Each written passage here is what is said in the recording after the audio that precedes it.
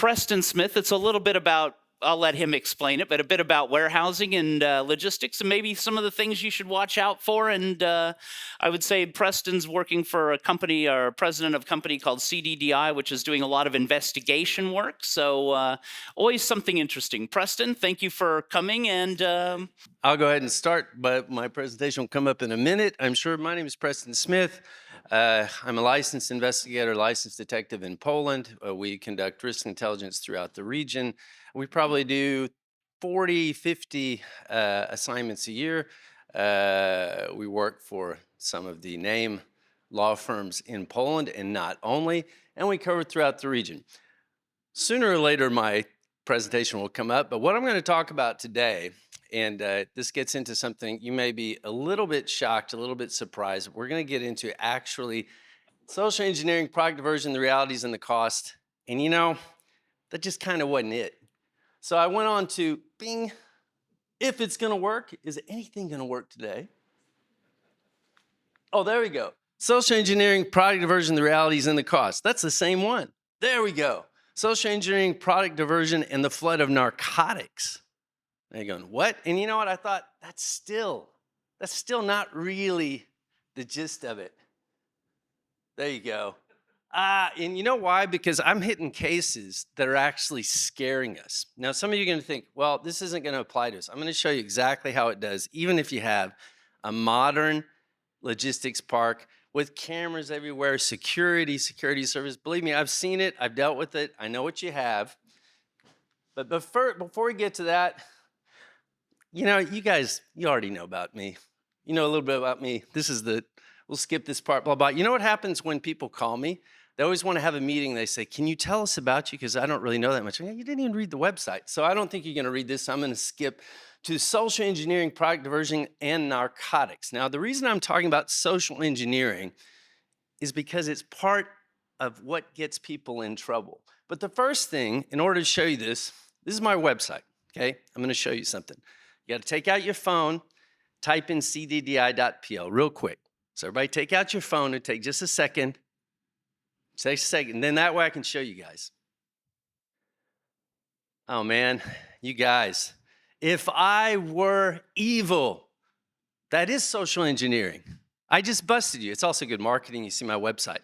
The first thing I'm trying to get you guys to do is to trust me and to click on something. That's the first step. It does get more advanced than that. And we get it. And what it really comes down to is what we call, and I'm not going to go through all this, but it's the CEO scam. The CEO scam is directed at people like you. Smart people, you run your company, you know what you're talking about, but there are millions of euros geared to cheat you guys, to fool you guys. And what they do is they do everything. They do phishing, vishing. Oh, I'll go back to that. Phishing, vishing, impersonation, smishing, and then they get into your company, they get into your email chain, and they try to get somebody inside your company. We're going to go, at the end of this, I'm going to show you exactly how that works. I've only got like 15 minutes, so I'm going to have to blast through this. But the first step was just what I told you. No one ever gets scammed by someone or something they didn't trust, right? You guys don't know me from Adam. Some of you do, some of you don't. You try to get that first way in. Now, what I'm going to do, though, is we're going to jump past the pro CEO scam, past these things. We can talk about this and go straight to narcotics. And the reason is, this is what we are seeing companies, manufacturers suddenly hit with. And I hate this because when they call me and I have that conversation and they say, we think we have a problem on site. I'm like, oh, no, I don't want to hear it. Don't tell me this, because at that point, what I really have to do is direct you to the cops. Maybe direct you to a criminal lawyer, get you headed that direction. At that point, in a lot of ways, it's too late. It's not good for us because if we do surveillance, you know, the CBS here in Poland, for example, they're really competent. They might already be monitoring these guys. But to give you an idea of the scale of the problem and how it's hitting logistics, just brief history. There was a real boom in cocaine in Europe in 2006. Then it kind of dropped. Then there was another boom in 2014. Now, our region accounts for 21% of cocaine use in the world. If you think about the markets out there and how big they are, just the US market, that's a huge amount. Now, in 2020, and this is according to a UN report that just came out, there were 140 tons of cocaine seized in our region. And you can see, I don't know if you can see that, you see Rotterdam, most of it, a lot of it's coming through Belgium and through Holland. Rotterdam, 70.6 tons, Antwerp, 89.5 tons. That was in 2020.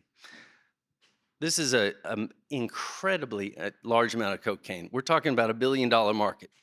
But it's nothing. Here's some headlines just from basically this month. April 14th, Mega Lab in Spain, 200 kilograms a day of capacity. A lot of that is coming our way. Italy, 2.7 tons in banana shipments. That's one thing we're gonna get in. If some of you that deal with logistics, you're like, well, we check, we see it. Look, it's really hard to find. They put it in honey, they put it in honeycomb, they put it in grain, they mask it. It's very hard to detect this. Cocaine, 440 million worth floating. It was just like floating in the ocean. That was on April 17th. April 3rd, 98 tons of cocaine seized in an operation that was actually also Europe. April 2nd, a cocaine smuggling submarine. These are all headlines from these things. Submarine reveals, this one cracked me up. I just had to put it on there because they're actually using submarines now.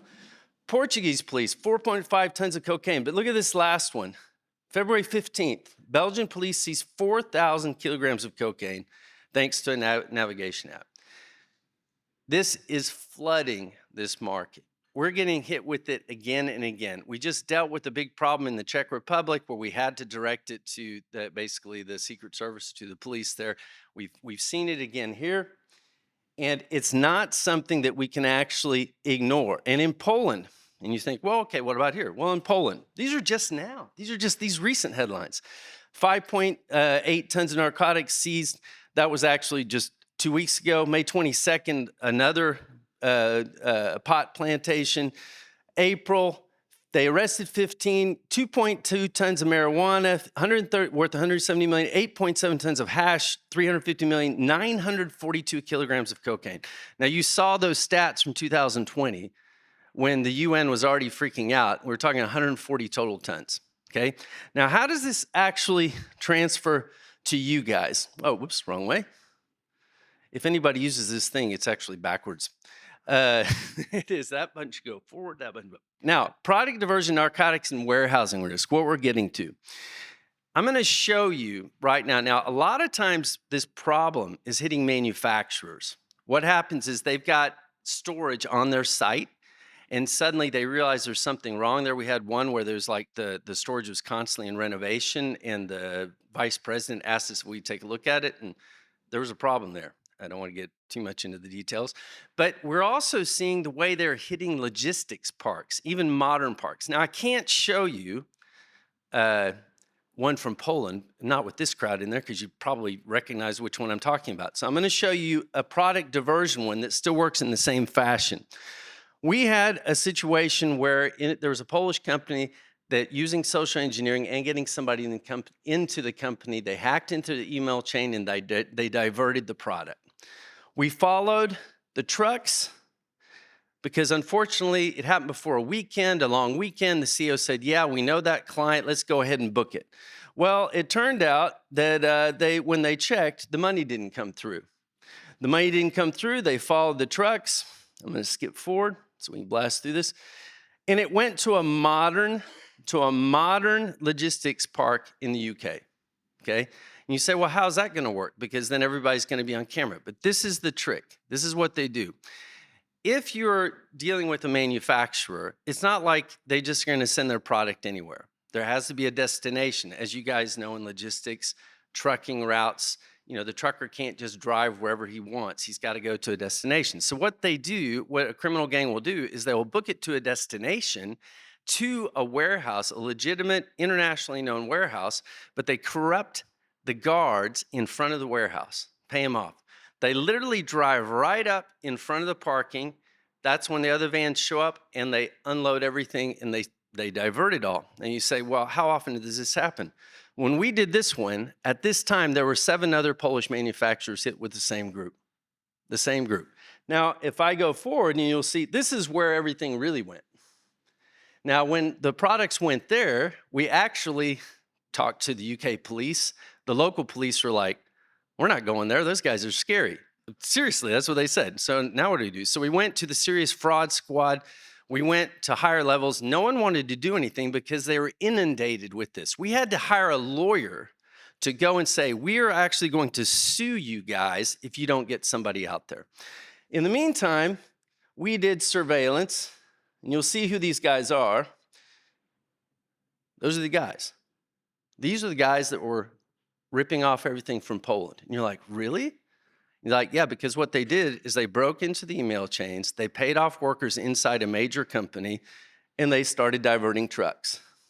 Now, we kept eyes on, we had these guys, we even had them on the telephone when we were doing it, we actually sent another shipment, wasn't really a real shipment, and we said, oh, we don't know where the place is. We had them on the phone, we recorded them the whole time. But the way this whole thing worked, as bizarre as that sounds, is they just diverted to a modern logistics center and stopped the truck right in front of the center and then diverted the product further. This is happening here. This is also happening here. Both things are happening here. Now, the problem that gets scary for everybody is these same types of guys that divert product from a manufacturer are bringing in product.